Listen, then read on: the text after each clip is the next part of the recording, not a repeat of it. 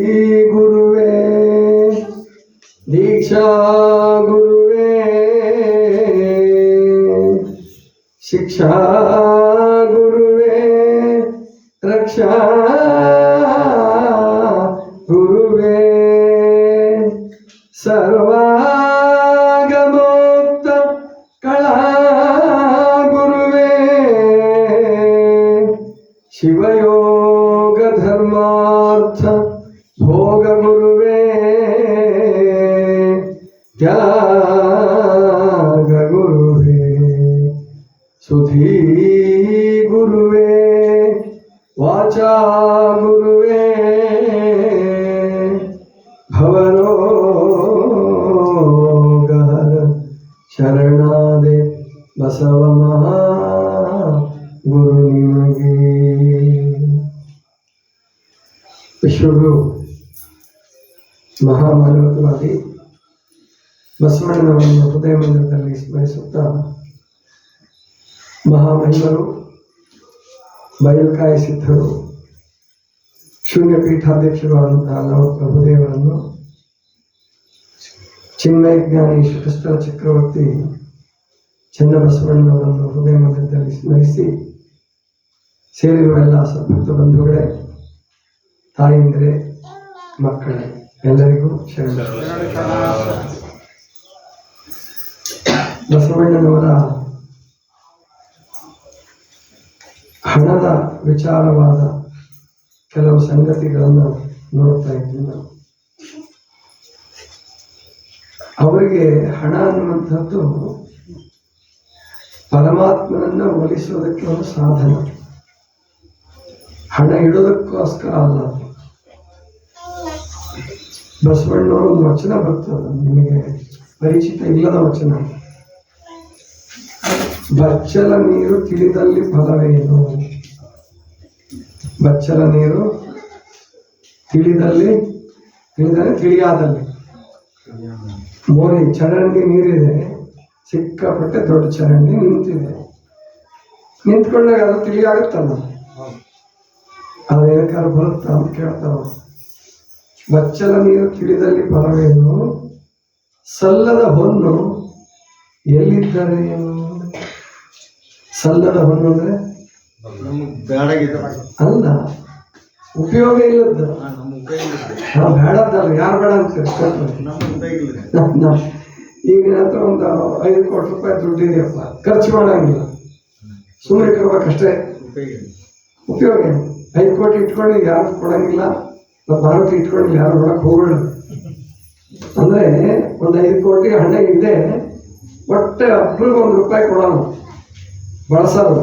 ಸಲ್ಲದ ಹೊನ್ನು, ಸಲ್ಲದ್ದು ಅಂದ್ರೆ ಉಪಯೋಗ ಇಲ್ಲ, ಯಾರು ಬಳಸಂಗಿಲ್ಲ ಅದನ್ನು. ಸಲ್ಲದ ಹೊನ್ನು ಎಲ್ಲಿದ್ದಾಳೆ ಅಂದ್ರೆ ಈ ತರ ಪ್ರಯೋಜನ ಇಲ್ಲದ್ದು ಹಣ ತಗೊಂಡು ಏನ್ ಮಾಡ್ತೀವಪ್ಪ ಅಂದ್ರೆ ಏನಿದು ಅರ್ಥ. ಶರಣರ ದೃಷ್ಟಿಯಲ್ಲಿ ಹಣ ಅನ್ನುವಂಥದ್ದು ಅದು ಪರಮಾತ್ಮನ ಒಲಿಸುವ ಸಾಧನ. ಒಂದ್ ವೇಳೆ ಪರಮಾತ್ಮ ಒಲಿಸಕ್ ಬರಲ್ಲ ಅಂದ್ರೆ ಬೇಡ ಬೇಡ ಅಂತ. ಕಲ್ಯಾಣದಲ್ಲಿ ಒಂದು ಘಟನೆ ನಡೆಯುತ್ತೆ ಅವತ್ತು, ಅದು ಬಹಳ ವಿಶೇಷವಾದ ಘಟನೆಗಳೊಂದು ಹೇಳ್ತೀನಿ ನಿಮಗೆ. ಇವೆಲ್ಲ ಕೇಳಿರಲ್ಲ ನೀವು. ಮೋಳಿಗೆ ಮಾರಯ್ಯನವರು ಅಂತ ಒಬ್ಬರಿದ್ರು, ಕೇಳಿರ್ತೀರ. ಮೋಳಿಗೆ ಮಾರಯ್ಯನವ್ರ ಹೆಸರು ಕೇಳಿದ್ರು. ಎಲ್ಲಿಂದ ಬಂದವರು? ಕಾಶ್ಮೀರದಿಂದ ಬಂದರು. ಮಹಾದೇವ ಭೂಪಾಲ ಅವರ ಹೆಸರು. ಮಹಾದೇವ ಭೂಪಾಲ ಕಾಶ್ಮೀರ ಅಲ್ಲ, 1.25 ಲಕ್ಷ ಪ್ರದೇಶ ಅಂತ ಕರಿತಿದ್ರು ಅದಕ್ಕೆ. ಅಲ್ಲಿಂದ ಬಂದಂಥ 1.25 ಲಕ್ಷ ಅಥವಾ 1.25 ಲಕ್ಷ ಅದು ಬರಕ್ಕೆ ಒಂದು ಕಾರಣ ಆಯ್ತಂತೆ. ಅವರು ಮೊದಲು ಸದ್ಭಕ್ತರೆ, ಶಿವಭಕ್ತರೆ. ರಾಜ ಇದ್ರು ಕೂಡ ಶಿವಭಕ್ತರಿದ್ರು. ಅವ್ರ ಆಸ್ಥಾನದಲ್ಲಿ ಅನೇಕ ಜನ ಜಂಗಮರಿದ್ರು. ಆಗಿನ ಕಾಲದಲ್ಲಿ ರಾಜರುಗಳು ಹೆಂಗಿರ್ತಿದ್ರು ಅಂದ್ರೆ, ಭಕ್ತಿವಂತ ರಾಜರು ಸುಮ್ಮನೆ ಜಂಗಮರಿದ್ರು ಸಾಕಲ್ಲಿ, ಅವ್ರೇನು ಮಾಡ್ಬೇಕಾಗಿಲ್ಲ, ಏನು ಕಾಯ್ಕೊಳ್ಬೇಕಾಗಿಲ್ಲ. ಧ್ಯಾನ ಮಾಡೋದು, ಪೂಜೆ ಮಾಡೋದು, ರಾಜಂಗ ಆಶೀರ್ವಾದ ಮಾಡೋದು, ಅವ್ರಿಗೇನು ಊಟ ಬೇಕು, ವಸತಿ ಬೇಕೆಲ್ಲ ಕೊಡ್ತಿದ್ರು. ಒಟ್ಟು ಯೋಗಿಯಾಗಿ ಜಂಗಮನಾಗಿ ಸಾಧನೆ ಮಾಡ್ಕೊಳ್ತಿರ್ಬೇಕು. ಬರೀತಾರೆ ಕವಿಗಳು, 6,000 ಜನ ಜಂಗಮ ಇದ್ದಂತ ಅರ್ಥ. ಈ ಒಂದು ಪುರಾಣ ಬರೆದನೊಬ್ಬ, ಎಂತೆಂಥ ಪುರಾಣ ಬರೀತಾರಂದ್ರೆ ಚೋರ ಬಸವ ಪುರಾಣ ಅಂತ. ಅಂದ್ರೆ ಕೃಷ್ಣನ್ ಚೋರ ಚೋರ ಚೋರ ಅಂತಿದ್ರಲ್ಲ, ಅದನ್ನ ಬಸವಣ್ಣನೂ ವಹಿಸ್ಬಿಡ್ತಾರೆ. ಒಬ್ಬ ಚೋರ ಬಸವ ಪುರಾಣ. ಇವರು ಕಾಶ್ಮೀರಕ್ಕೆ ಹೋದಂತೆ ಮಾಯದಲ್ಲಿ ನಡ್ಕಂಡೆಲ್ಲ ಹೋಗ್ಬೇಕು ಅವರು. ಅವಾಗೆಲ್ಲ ಸಿದ್ಧಪುರುಷರು ಮಾಯ ಇವತ್ತಿಲ್ಲಿದ್ರೆ ಒಂದು ಕ್ಷಣದಲ್ಲಿ ಕಾಶ್ಮೀರದಲ್ಲಿ ಇದ್ರು. ಆ ಶಕ್ತಿನೂ ಇತ್ತು ಬಸವಣ್ಣವ್ರಿಗಿಲ್ಲ ಅಂತೇನಲ್ಲ. ಹೋದ್ರು. ಆ 6,000 ಜನ ಜಂಗಮರಿಗೆ ಬಸವಣ್ಣನ ಬೆನ್ನ ತಗೊಂಡ್ಬಿಟ್ರು. ಜೋಳಿಗೆ ಹಾಕೊಂಡ್ಬಂದ್ರು ಅಂತ ಬರೀತಾನೆ ಪುರಾಣಕಾರ. ಸುಳ್ಳದು. ಹೃದಯಪೂರ್ವಕ ಅವರ ಪ್ರೇಮ ಕೇಳಿದ್ರು, ಅವ್ರ ಭಕ್ತಿ ಕೇಳಿದ್ರಲ್ಲ, ಅವರೆಲ್ಲರೂ ಬಸವಣ್ಣನ ಜೊತೆ ಬಂದ್ಬಿಟ್ರು. ಬಸವಣ್ಣ ಕರ್ಕೊಂಡ್ಬಂದ್ರು ಕಲ್ಯಾಣಕ್ಕೆ ಅಂತ. ಇವ್ ಮೊಳಗೆ ಮಹಾದೇವ ಭೂಪಾಲ, ಅವನ ಹೆಸರು ಮೊದಲ ಹೆಸರು ಮಹಾದೇವ ಭೂಪಾಲ. ಸರಿ ನೋಡಿದ್ರು ಮರುದಿವ್ಸ ಯಾರು ಜಂಗಮ ಇಲ್ಲ ಅಲ್ಲಿ. ಜಂಗಮದಿಂದ ಊಟ ಮಾಡಂಗ ಎಲ್ಲ ಒಂದು ಜಂಗಮ. ಹಿಂಗ್ರಿ ಬಸವಣ್ಣನ ಜೊತೆ ಬಸವಣ್ಣ ಬಂದಿತ್ತು ಮತ್ತೆ ಕಲ್ಯಾಣದಿಂದ ಎಲ್ಲರನ್ನೂ ಕರ್ಕೊಂಡು ಹೋಗ್ಬಿಟ್ಟಿದ್ದಾರೆ. ಯಾವ ಒಂದು ಬಸವಣ್ಣ ಏನೂ ಗೊತ್ತಿಲ್ಲ ಅವ್ರಿಗೆ. ಒಬ್ಬನ್ನ ಕಟ್ಮಸ್ತಾದ ಆಳನ್ ಕರೆದ್ರು, ಸೈನಿಕನ ಕರೆದ್ರು. ಹೋಗು, ಅವ್ನು ಯಾರು ಬಸವಣ್ಣನ ಕಲ್ಯಾಣಕ್ಕೆ ಹೋಗು, ಅವನ ಕತೆ ಮುಗಿಸ್ಬರ್ಬೇಕು ನೀವು, ಚೋರ ಚಿಕ್ಕಯ್ಯ ಅಂತ. ಅವನ ಹೆಸರು ಚೋರ ಚಿಕ್ಕಯ್ಯ. ಅವನ ಕೆಲಸನೇ ಅದು, ಕಳತನ ಮಾಡೋದು, ಕೊಲೆ ಮಾಡೋದೇ ಕೆಲಸ ಅವನು. ಅಂಥವ್ನು ಇಟ್ಟಿರ್ತಿದ್ರು ರಾಜರು. ಅಂಥ ಕೆಲಸಕ್ಕೂ ಬೇಕಾಗಿತ್ತು ಅವ್ರು. ಬಂದ ಕಲ್ಯಾಣಕ್ಕೆ ಬಂದ ಮಹಾಮನೆ ಹೊಕ್ಕ ವೇಷ ಮಾಡಿಸ್ಕೊಂಡು ಬಸವಣ್ಣವ್ರು ಮಲಗಿದ್ರು. ಕೊಲ್ಲಕ್ಕೆ ಹೋದ್ರೆ ಆ ಕತ್ತಿ ಏನ್ ಮಾಡಿದ್ರು ಬರ್ತಾನಿಲ್ಲ, ಅವ್ನ ಕೈ ಕೆಲಸ ಮಾಡ್ತಾ ಇಲ್ಲ. ಸಾಕ್ಷಾತ್ ದೇವರ ಸ್ವರೂಪ ಬೆಳಕು ಕಾಣ್ತಾ ಇದೆ ಅವ್ರ ಸುತ್ತ ಬೆಳಕು ಕಾಣಿಸ್ತಾ ಇದೆ. ಅವನ ಕಣ್ಣಿಗೆ ಕಾಣಿಸ್ತಾ ಇದೆ, ಹೊರಗಣಿಗೆ ಕಾಣಿಸ್ತಾ ಇದೆ. ಏನ್ ಮಾಡಿದ್ರು ಕತ್ತಿ ಇರೋದು ಕೊಲ್ಲಕ್ಕೆ ಆಗಿಲ್ಲ. ಅವನು ಕಾಲಿಟ್ಕೊಂಡ್ಬಿಟ್ಟ. ಹೋಗಿ ಅಪ್ಪ ನಾನು ಕ್ಷಮಿಸ್ಕೊಂಡು ಎಚ್ಚರ ಆಯ್ತು ಬಸವಣ್ಣ, ಏನಪ್ಪ ಹಿಂಗೆ ನಾನು ಕಾಶ್ಮೀರದಿಂದ ಬಂದೆ ನಿಮ್ಗೆ ಕೊಲ್ಲಕ್ಕೆ ಅಂತ ಹೇಳಿ. ನನ್ನ ಹೆಸರು ಚೋರ ಚಿಕ್ಕಯ್ಯ. ನಾನು ನಿಮ್ಗೆ ಕೊಲ್ಲಕ್ಕೆ ಅಂತಾನೆ ರಾಜ ಕಳಿಸ್ಕೊಟ್ಟಿದ್ದ. ನಿಮ್ಗೆ ಕೊಲ್ಲಕ್ಕೆ ಆಗಲಿ, ಕೊಂದ್ಬಿಡು ಪರವಾಗಿಲ್ಲ, ನೀನು ಸಂಗಮನಾಥನೇ. ಅವನ ವೇಷದಲ್ಲೇ ಬಂದಿದ್ದೆ, ಜಂಗಮ ವೇಷದಲ್ಲೇ ಹೋಗಿದ್ದ. ಮಾಮನೆ ಎಲ್ರಿಗೂ ಹೋಗಕ್ಕೆ ಪ್ರವೇಶ ಹೆದರಿಕೆ ಆಗ್ತಿತ್ತು. ಜಂಗಮ ವೇಷ ಹಾಕೊಂಡ್ಬಿಟ್ಟು ಸುಮ್ಮನೆ ಹೋಗ್ಬೋದಾಗಿತ್ತು. ಒಂದು ಯಾವ್ದಾದ್ರು ಕಾವಿ ಬಟ್ಟೆ ಹಾಕೊಂಡು, ಒಂದಷ್ಟು ವಿಭೂತಿ ಬಿಡ್ಕೊಂಡು, ಒಂದು ಲಿಂಗ ಕಟ್ಕೊಂಡು, ವಸ್ತ್ರದಲ್ಲಿ ಕಲ್ಲು ಕಟ್ಕೊಂಡು ಹೋಗಿದ್ದ. ಅವನು ಬಸವಣ್ಣವ್ರನ್ನು ಅವನ ಬದಲಾವಣೆ, ಅವನು ಅಲ್ಲೇ ಹೋಗ್ಬಿಟ್ಟ. ಇದು ಗೊತ್ತಾಯ್ತು ಮೋಡಿಗೆ ಮಹಾದೇವ ಗೋಪಾಲನಿಗೆ. ಎಂತ ಮೋಡಿ ಇರ್ಬೇಕು ಅವನಾಗಾದ್ರೆ. ಕೊಲೆಗಡುಕನನ್ನು ಕಳಿಸಿದ್ರು ಅವನ ಕೈ ಕೊಲ್ಲಕ್ಕಾಗಿಲ್ಲ. ಅವನು ಶರಣಾಗಿ ಬರಬೇಕು. ಚಿಕ್ಕಯ್ಯನಮ್ಮಯ್ಯ ಕಾಣಿರಯ್ಯ ಅಂತ. ಚಿಕ್ಕಯ್ಯನಮ್ಮಯ್ಯ ಕಾಣಿರಯ್ಯ, ಇವನೇ ನಮ್ಮಯ್ಯ, ನೀನ್ ಹೆಂಗ ಕೊಲ್ತೀಯ ಅಂತ ಅವನು ಪರಿವರ್ತನೆಯಾಗಿ ಅಲ್ಲ ಹೊಡ್ಕೊಂಡು ಕೊನೆಗೆ ಇವ್ರು ಹೊರಟರು. ಅಷ್ಟೇ ಅಲ್ಲ, ಅವ್ರ ಜೊತೆ ಇನ್ನೊಬ್ಬ ಗಂಗಾದೇವಿ ಅಂತ ಅವ್ರ ರಾಣಿ ಮಗನಿಗೆ ಪಟ್ಟಾಭಿಷೇಕ ಮಾಡಿದ್ರು. ಇವರು ಹೊರಟ್ಬಿಟ್ರು. ಇಬ್ರು ಬಂದ್ರು ಅವ್ರ ಕೆಲಸ ಏನು ಆರಿಸ್ಕೊಂಡ್ರು. ಒಳ್ಳೆ ಜೋರಿದ್ರು ರಾಜರಲ್ವಾ. 6 ಅಡಿ ಇರ್ತಿದ್ರು. ಆ ಕಡೆ ಜನ ಉದ್ದಾನೆ, ಸ್ವಲ್ಪ ಕಾಶ್ಮೀರ ಕಡೆ ಜನ ಏನೆಲ್ಲ ಕುಸ್ತಿ ಪೈಲ್ವಾನ್ ಇದ್ದಂಗಿದ್ರು. ಕುದುರೆ ಸವಾರಿ ಬರ್ತಿತ್ತು, ಎಲ್ಲ ಬರ್ತಿತ್ತು. ಖಡ್ಗ ವರ್ಷೆ ಎಲ್ಲ ಪ್ರಾಕ್ಟೀಸ್ ಮಾಡಿದ್ರು. ಕಾಯ್ಕೆ ಯಾವ್ದು ಆರಿಸ್ಕೊಂಡ್ರು ಗೊತ್ತಾ? ಮೋಳಿಗೆ ಅಂದ್ರೆ ಕಟ್ಟಿಗೆ, ಸೌದೆ ಇಟ್ಕೊಂಡು ಕಟ್ಟಿಗೆ.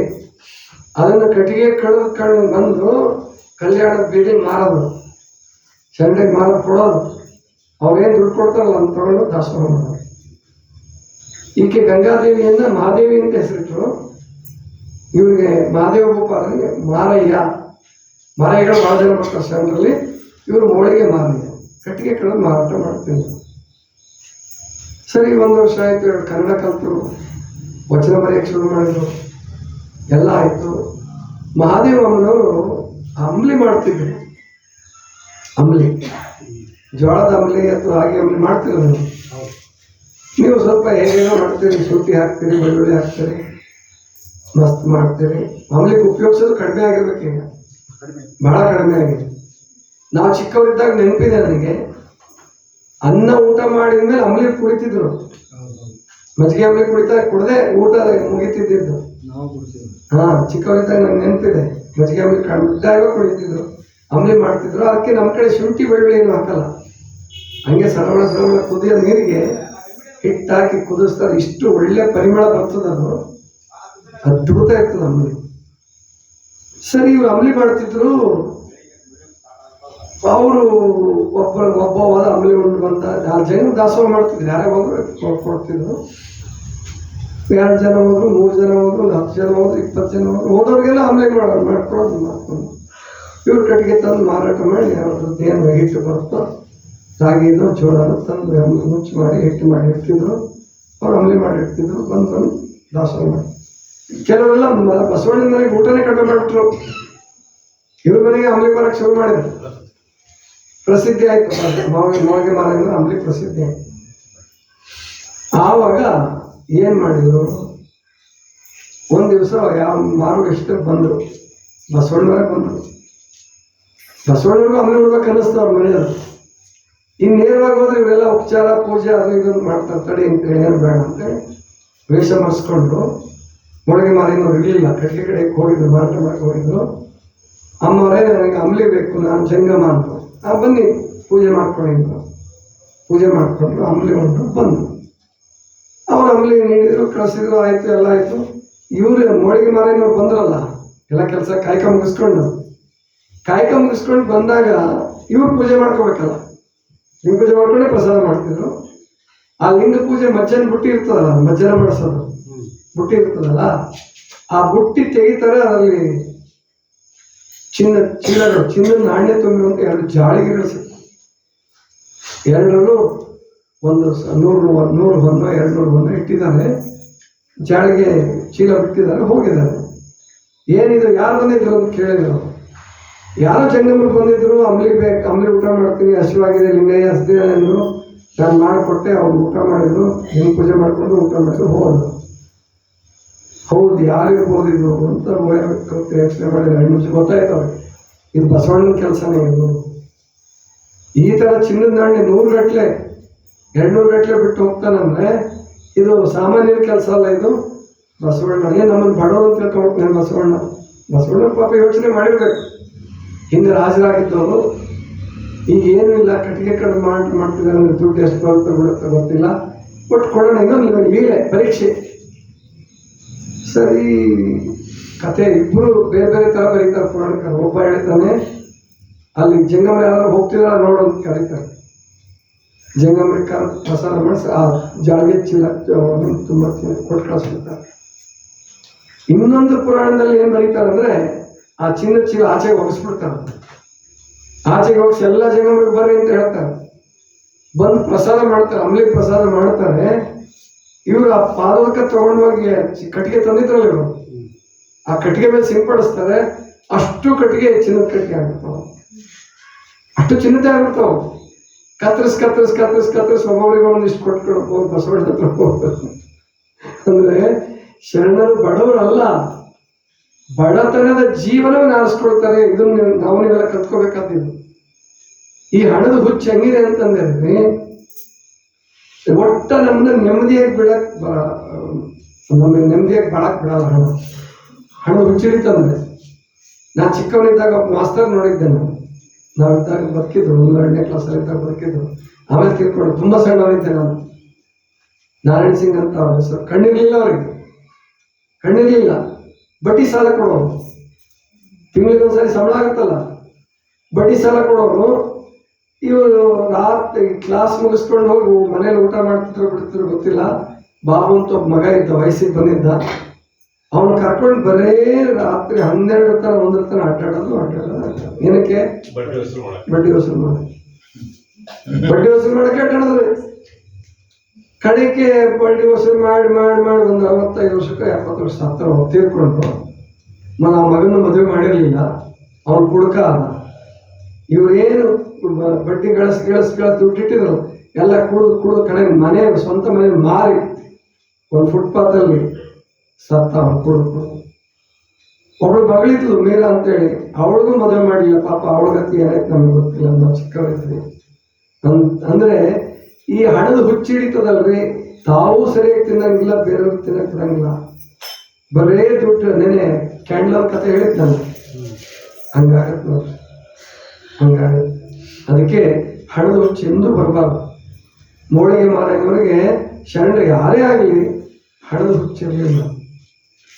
ಇನ್ನೊಬ್ಬ ಮೇದಾರ ಕೇತಯ್ಯ ಅಂತ ಒಬ್ಬಿತ್ತನ್ರಿ ಶರಣರ ಪೈಕಿ. ಮೇದಾರ ಮೇದಾರ ಅನ್ನೋದು ಗೊತ್ತಲ್ಲ ಏನು ಅಂತ, ಬುಟ್ಟಿಯಣ್ಣೆ ಮ್ಯಾದ್ರ ಅಂತೇಳಿ ನೀವು, ಮ್ಯಾದಾರ ಅಂತೇಳಿ ಮೇದಾರ, ಅದು ಸರಿ. ಅವ್ರದ್ದು ಅಂಕಿತ ಗೌರೇಶ್ವರ ಅಂತೇಳಿ ಬೇಲೂರಿಂದ ಬಂದರು ಕಲ್ಯಾಣಕ್ಕೆ ಅಂತ ಹೇಳ್ತಾರೆ. ಪ್ರಾಯಶಃ ಆ ಕಡೆ ಇರ್ಬೋದು, ಬೇಲೂರು ಈ ಕಡೆ ಬೇಲೂರಿಂದ ಹೋಗಿರ್ಬೋದು ಅವರು. ಇಲ್ಲಿಂದ ಈ ಬೇಲೂರು ಅಥವಾ ನಮ್ಮ ಹಳೆಬೀಡು ಬೇಲೂರು ಗೊತ್ತಿಲ್ಲ ಯಾವ ಬೇಲೂರು ಅಂತ ಹೇಳಿದ್ರೆ, ಬೇಲೂರ ಕೇತಯ್ಯ ಅಂತ ಹೇಳಿ ಬರ್ತದೆ ಹಣ. ಅವಂದೇನಪ್ಪ, ಕಾಡಿಗೆ ಹೋಗೋದು, ಒಣಗಿದ ಬಿದಿರು, ಹಸಿ ಬಿದಿರು ಸವರ್ತಿರ್ಲಿಲ್ಲ ಅವನು. ಆ ಬಿದಿರು ಸಂಪೂರ್ಣ ಒಣಗೋಗಿರ್ಬೇಕು, ಹುಡುಕಿರ್ತಿದ್ದ. ಒಂದ್ ದಿವಸ ಒಂದು ಪವಾಡ ಆಯ್ತು. ಏನು, ಇವನು ಹೋಗಿ ಯಾವ ಬಿದಿರು ಕಡಿತಾನಲ್ಲ, ಆ ಬಿದಿರಿಂದ ನಾಣ್ಯ ಓದುತ್ತಿದ್ದು, ಚಿನ್ನ ನಾಣ್ಯ ಓದುತ್ತಿದ್ದು, ಚಿನ್ನ ನಾಣ್ಯ ಓದುತ್ತಿದ್ದು. ಅವನು ಆರಿಸ್ಕೊಳ್ತಿರ್ಲಿಲ್ಲ, ಆ ಬಿದಿರನ್ನೇ ಬಿಟ್ಬಿಡ್ತಿದ್ದ.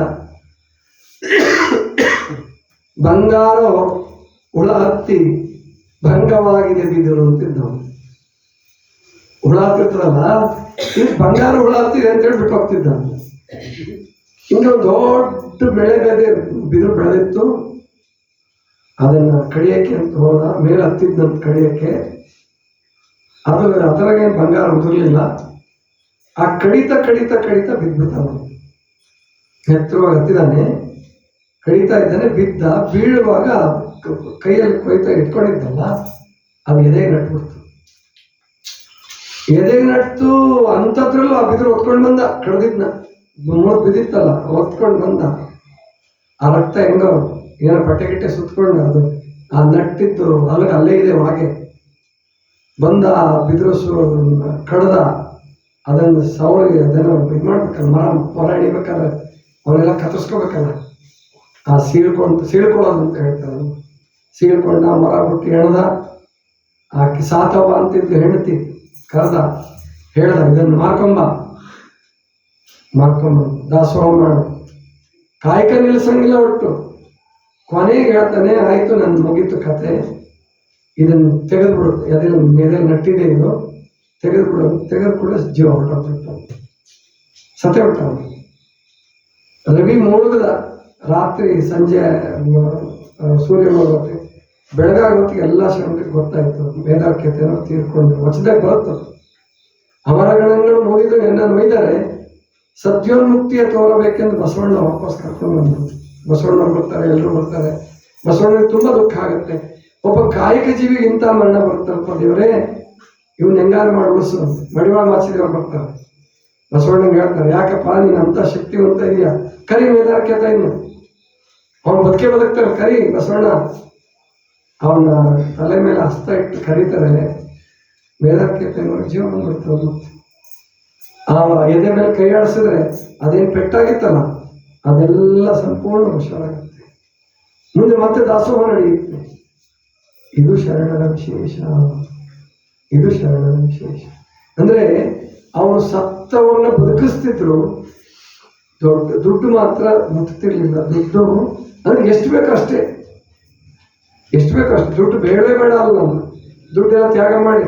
ಈಗ ಪುರಂದರದಾಸರದ್ದು ವಿಷಯ ಬರುತ್ತೆ, ಗೊತ್ತಿರ್ಬೇಕು ನಿಮಗೆ.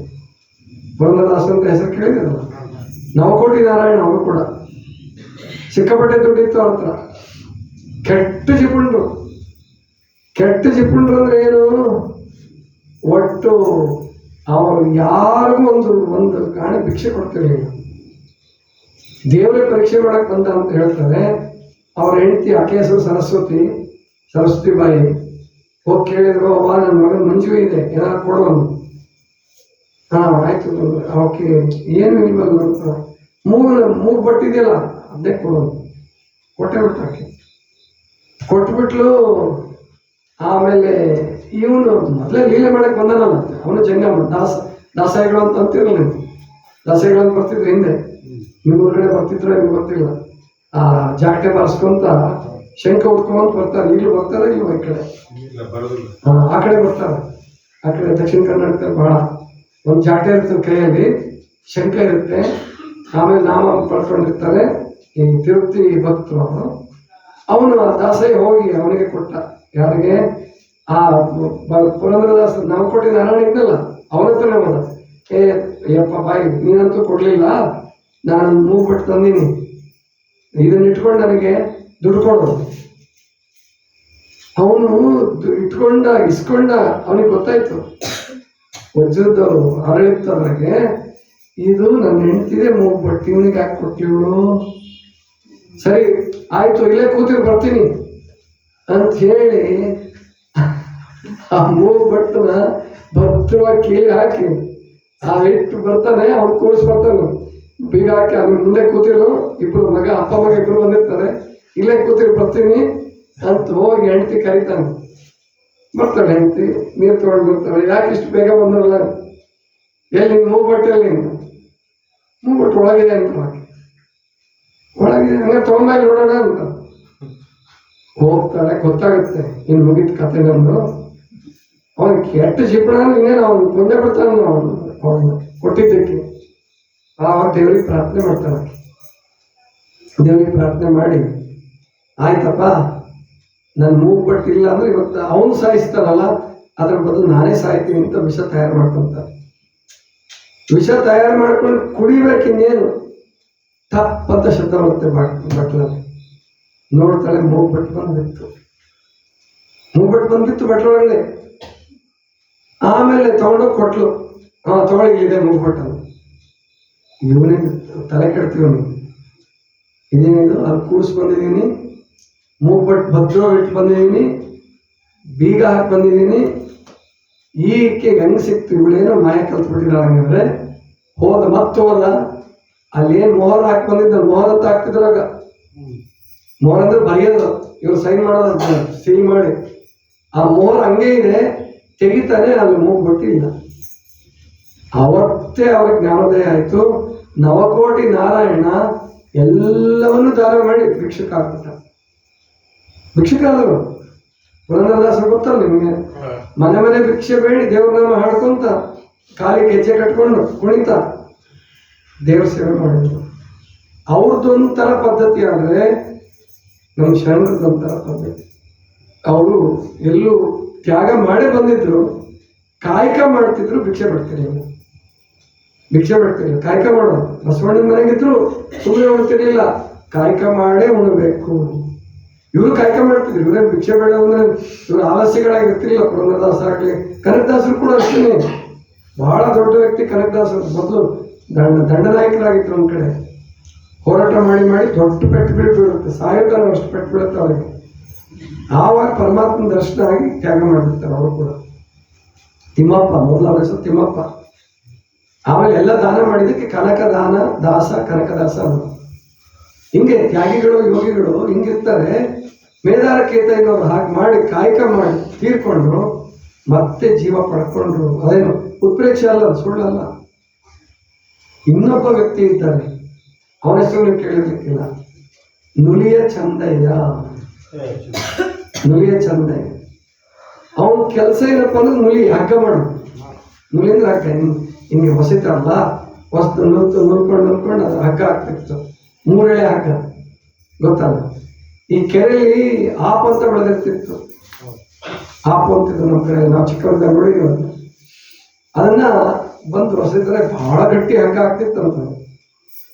ಇವನೊಂದು ದಿವಸ ಹಿಂಗೆ ಕೆರೆಗೆ ಹೋಗಿದ್ದ. ಹಗ್ಗ ಅದರ ಮಾಪೆಲ್ಲ ಕಳೆದುಕೊಂಡು ಕೆಲಸ ಮಾಡ್ತಿದ್ದ. ಲಿಂಗ, ಇಷ್ಟು ಲಿಂಗ ನೀರೊಳಗಡೆ ಬಿದ್ಬಿಡ್ತು. ಅವನಿಗೆ ಗೊತ್ತಾಯ್ತು ಇಷ್ಟು ಲಿಂಗ ಬಿದ್ದಿತ್ತು. ಅವನೆಲ್ಲ ಚೆನ್ನಾಗಿ ಕಟ್ಕೊಂಡಿದ್ದ, ಎಲ್ಲ ಇದು ಮಾಡಿದ್ದ. ಅಂಥದ್ರಲ್ಲಿ ಬಿತ್ತಲ್ಲ, ಇವನಿಗೆ ಬೇಸರ ಆಯ್ತು. ಲಿಂಗದ ಮೇಲೆ ಸಿಟ್ಟು ಬಂತವನು. ಹೋಗಿದೆಯಲ್ಲ, ಹಂಗಾರೆ ನೀನು ಬೇಡ, ನನಗೆ ಲಿಂಗವೇ ಬೇಡ, ನನಗೆ ಜಂಗಮ ಸಾಕು, ಜಂಗಮ ಕಾಯಕ ಮಾಡ್ಕೊಂಡಿರ್ತೀನಿ ನಾನು, ನೀನು ಬೇಡ ಅಂತ ಹೊರಟ್ಬಿಟ್ರು. ಹುಲ್ಲೊಳಗೆ ಹೊತ್ಕೊಂಡ್ರು. ಹೊರಟ ಚಂದಯ್ಯ ಅಲ್ಲಿ ಮಡಿವಾಳು ಮಾಚಿದೇವರು ಬಟ್ಟೆ ತೊಳಿತಿದ್ರು. ಇವನು ಲಿಂಗ ಇಷ್ಟು ಲಿಂಗ ಅಂತ ತರಿಸ್ಲಿಲ್ವಲ್ಲ, ಮನುಷ್ಯ ರೂಪ ತಾಳ್ತದ ಲಿಂಗ. ಮನುಷ್ಯ ರೂಪ ತಾಳಿ ಹಿಂದ್ಗಡೆ ಚಂದಯ್ಯ ನಾನು ಬರ್ತೀನಿ, ನಾನು ಕರ್ಕೊಳ್ಳಲ್ಲ ಅಂತ ಅವನು. ಇಲ್ಲ ನಾನು ಬರ್ತೀನಿ ಅಂತ ಲಿಂಗಯ್ಯ. ಮಡಿವಾಳ ಮಾಚಿದೇವ್ರಿಗೆ ಗೊತ್ತಾಯ್ತಿಲ್ಲ, ಬಟ್ಟೆ ತೊಳಿತಿದ್ರು. ಏನಪ್ಪ ಚಂದಯ್ಯ ನೋಡ್ರಿ ನಮ್ಮ ಲಿಂಗ ಹೋಗಿ ಈಗ ಮತ್ತೆ ಜಂಗಮ ವೇಷ ಹಾಕೊಂಡು ಬಂದ ನೋಡ್ರಿ. ನನಗೆ ಬೇಡ ಚಂದಯ್ಯ, ಹಂಗೆ ಮಾಡಬಾರ್ದಪ್ಪ. ಲಿಂಗ ಏನೋ ಬಿದ್ದಿದೆ ಹೋಗಿದೆ, ಈಗ ದೇವರೇ ತಾನಾಗೆ ಬರ್ತೀನಿ ಅಂತ ಕರ್ಕೊಳ್ಳಲ್ಲ ಅಂತೀಯಪ್ಪ. ಅಲ್ಲಪ್ಪ ಮೊದಲಕ್ಕೆ ಮೊದಲ ಹೋದಾಗ ಸಿಹಿ ಇನ್ನೂ ಜಾಸ್ತಿ ಸಿಹಿ ಸಿಗ್ತಾ ಇದೆ, ಸಂತೋಷ ಪಡ್ಬೇಕಲ್ವ. ಹೊನ್ನು ಸಿಗ್ತಾ ಇದೆ ಯಾರಿಗೆ ಸಂತೋಷ ಆಗಲ್ಲ ಹೇಳು? ಕರ್ಕೊ. ಬರ್ಲಿ ಹಾಗಾದ್ರೆ ಸುಮ್ಮನೆ ಕರ್ಕೊಳ್ಳಲ್ಲ ಅಂದ್ರು. ಏನ್ ಮಾಡ್ಬೇಕಾಗಲ್ಲ, ಲಿಂಗಯ್ಯನು ಏನಾದ್ರು ಕಾಯ್ಕ ಮಾಡ್ಬೇಕು. ಅವಾಗ ಮಡಿವಾಳ ಮಾಚಿದೇವ್ರು ನೋಡಪ್ಪ ನೀನು ಕಾಯ್ಕ ಮಾಡ್ಬೇಕು, ನೀನು ಲಿಂಗ ಆದ್ರೇನು ಯಾರಾದ್ರೆ ಕಾಯ್ಕ ಮಾಡ್ಬೇಕು ನೀನು ಒಂದು. ಆಯ್ತು ಮಾಡ್ತೀನಿ ಹೋದ. ಹಗ್ಗ ಹೊಸದ ಅವನ ಕೈಲೂ ಲಿಂಗದ ಕೈಲೂ ಹೊಸಿದ್ರು. ಅವ್ರು ವಸ್ತು ಹಗ್ಗನ ಆ ಲಿಂಗಯ್ಯನ ಹೊಸದ ಹೋಗಿ ಮಾರ್ಕೊಂಡು ಬಾ ಸಂತೆಗೆ ಹೋಗಿ ಅವನೇ ಕಳಿಸಿದ್ರು. ಅವನು ಸಂತೆಗೆ ಹೋಗ್ಲಿಲ್ಲ, ಸೀರೆ ಎಲ್ಲಿಗೆ ಗೊತ್ತಾಗುತ್ತಾ? ಬಸವಣ್ಣ ಹತ್ರ ಬಂದ. ಬಸವಣ್ಣನ ಮಾಮನೆಗೆ ಬಂದ. ಬಸವಣ್ಣ ದಿವ್ಯ ದೃಷ್ಟಿಯಿಂದ ನೋಡುತ್ತಾರೆ, ಲಿಂಗಯ್ಯ ರೂಪ ತಾಳಿದಾನೆ. ಯಾರು ಕಳಿಸಿದ್ರು? ಚಂದಯ್ಯ ಕಳಿಸ್ದ. ಹೌದಾ, ಆಯ್ತು ಕೊಡು ಹಕ್ಕ ಅಂತೇಳಿ 1,000 ಹೊನ್ನು ತುಂಬಿದ್ದೊಂದು ಥೈಲಿ ನಿಂತಿದ್ರ ಚೀಲ ಕೊಟ್ಬಿಟ್ರು. ಇವನು ತಗೊಂಡು ಬಂದ. ಚಂದಯ್ಯನ ಮುಂದಿಟ್ಟ. ಏನಿದು? ಬಸವಣ್ಣ ಕೊಟ್ಟು ಕಳಿಸಿದಾನೆ, ನನ್ನ ಹಗ್ಗ ತಗೊಂಡು 1,000 ಹೊನ್ನು ಕೊಟ್ಟಿದ್ದಾನೆ, ತಗೊಂಡು ನೀನು ಏನೇನು ಶ್ರೀಮಂತ ಆಗ್ತೀಯ. ನೀನ್ ಮತ್ತೆ ಭ್ರಷ್ಟ ಆದೆ ಅನ್ನೋನು, ನೀನ್ ಮತ್ತೆ ಭ್ರಷ್ಟ ಆದೆ. ಹೋಗು, ನೀನು ಹೊನ್ನು ಬೇಡ, ನೀನು ಬೇಡ, ತಗೊಂಡಾಗ ಮತ್ತೆ ಬಸವಣ್ಣ ಕೊಡು. ಅನುಭವ ಮಂಟಪದಲ್ಲಿ ಮತ್ತೆ ಚರ್ಚೆ ಆಗುತ್ತೆ. ಚಂದಯ್ಯನಿಗೆ ಎಲ್ಲ ಶರಣರಿಗೂ ಚರ್ಚೆ ಆಗುತ್ತೆ. ಚರ್ಚೆ ಆಗಿ ಕೊನೆಗೆ ಚಂದಯ್ಯ ಇಷ್ಟಲಿಂಗ ಅದೇ ಕಾಯಕ ಮಾಡುವಂತಿದ್ರೆ ಬಾರಪ್ಪ ನೀನು ಅಂತ ಕರೀತಾನೆ. ಲಿಂಗಯ್ಯ ದೇವರ ಹತ್ರ ಕೂಡ ಕಾಯಕ ಮಾಡಿಸಿದವರು, ದೇವರಿಗೆ ರೂಪ ತಾಳಿಸಿ ದೇವರ ಹತ್ರ ಕೂಡ ಕಾಯಕ ಮಾಡಿಸಿದವರು ಶರಣರು. ಅಂತಹ ಅದ್ಭುತವಾದಂತಹ ಶರಣರು, ಅಂತಹ ಶರಣರನ್ನು ನಿರ್ಮಾಣ ಮಾಡಿದ ಶ್ರೇಯಸ್ ಯಾರಿಗೆ ಬರುತ್ತೆ? ಬಸವಣ್ಣವರು. ಅಂತಹ ಶರಣರನ್ನು ತಯಾರು ಮಾಡಿದಂಥವರು ಬಸವಣ್ಣನವರು. ಅಂತಹ ಬಸವಣ್ಣನವರ ಚರಿತ್ರೆಯನ್ನ ಕೇಳ್ತಾ ಇದ್ದೀರಾ? ಇವತ್ತು 3ನೇ ಭಾಷಣ ಇದೆ ನಮ್ದು. ಬೆಳಗಾವಿ ಹೋಗಿದ್ದೆ ಬೆಳಗ್ಗೆ. ಬೆಳಗಾವದಲ್ಲಿ ತಾಯಂದ್ರದ್ದೇ ಲಿಂಗಾಯತ ಮಹಿಳಾ ಸಮಾಜ ಅಂತ ಮಾಡ್ಕೊಂಡಿದ್ದಾರೆ. 1 ಗಂಟೆ 20 ನಿಮಿಷ ವಚನಗಳಲ್ಲಿ ಆರೋಗ್ಯ ಅನ್ನೋ ವಿಷಯ ಮಾತಾಡಿ ಮುರುಘಾ ಮಠ ಮುಗಿಸ್ಕೊಂಡು ನಿಮ್ಮಲ್ಲಿ ಬಂದಿದ್ದೀನಿ. ಅದಕ್ಕೆ ಇವತ್ತು ಇಷ್ಟು ಸಾಕು. 3 ಚರಿತ್ರೆ ಪುರಂದರದಾಸರದ್ದು ಕೇಳಿದ್ವಿ. ಇದು ಪುರಂದರದಾಸರು ಗೊತ್ತಿರಲಿಲ್ಲ ಬಹಳ ಜನರಿಗೆ. ಬಹಳ ಅದ್ಭುತವಾದಂಥದ್ದು. ದಾಸರಿರ್ಲಿ, ಶರಣರಿರ್ಲಿ, ಸಂತರಿರ್ಲಿ, ಮಹಂತರಿರ್ಲಿ, ಯಾರೇ ಇದ್ರೂ ಕೂಡ ತ್ಯಾಗಿಗಳು, ಪರಮಾತ್ಮನಿಗಾಗಿ ಬದುಕಿದವರು ಅಲ್ಲ. ಯಾರಿಗಾಗಿ ಬದುಕಿದವರು? ಪರಮಾತ್ಮನಿಗಾಗಿ, ತಮಗಾಗಿ ಬದುಕಿದವರಲ್ಲ ಅವರು. ಅದಕ್ಕೆ ದೇವರ ಕೃಪೆ ಒಂದೇ ಜನ್ಮದಲ್ಲೇ ಪಡ್ಕೊಂಡ್ಬಿಟ್ರವರಲ್ಲ. ನಾವು 1 ಜನ್ಮ ಆಗಲಿ, 2 ಜನ್ಮ ಆಗಲಿ, 3 ಜನ್ಮ ಆಗಲಿ, 10 ಜನ್ಮ ಆಗಲಿ ಕಾಯೋದಕ್ಕೆ ಸಿದ್ಧವಾಗಿರಬೇಕು. ಒಳ್ಳೆ ಮಾರ್ಗದಲ್ಲಿರಬೇಕು. ದುಶ್ಚಟಗಳನ್ನು ಕಲಿಬಾರದು. ಇದು ಇವತ್ತಿನ ಪ್ರವಚನ. ಇನ್ನು ಕೇವಲ ಉಳಿದಿದ್ದ ಎಷ್ಟು ದಿವಸ? 3 ದಿವಸ. ಹೌದು, ಇವತ್ತು ನಾಳೆ ಹಾಡ್ತೀನಿ. ನಾಳೆ ನೋಡೋಣ. ಈಗ ನೀವು ಸೇರಿರೋರೆಲ್ಲ ಇನ್ನೊಂದು 10 ಜನ ಹೆಚ್ಚಿಗೆ ಜನ ಕರ್ಕೊಂಬಂದ್ರೆ ಹಾಡು ಹೇಳ್ತೀನಿ. ಹಿಂಗೆ ಸಪ್ಪಗಿದ್ರೆ ಹೇಳಲ್ಲ, ಗೊತ್ತಾಯ್ತಾ? ನಾಳೆ ಹಾಡು ಹೇಳ್ತೀನಿ, ವಿಶೇಷವಾದ ಹಾಡು. ನಾಳೆ ನೋಡೋಣ ಅಂತ ಇಟ್ಕೊಂಡು ಹೇಳ್ತಾ ನಮ್ಮ ಮೇಟಿಯವ್ರ ಕತೆ ಹೇಳ್ತಾರೆ. ಇಷ್ಟಕ್ಕೆ ಮುಕ್ತಾಯ ಮಾಡ್ತಾ ಇದ್ದೀನಿ. ಸರ್ವರಿಗೂ ಶರಣ.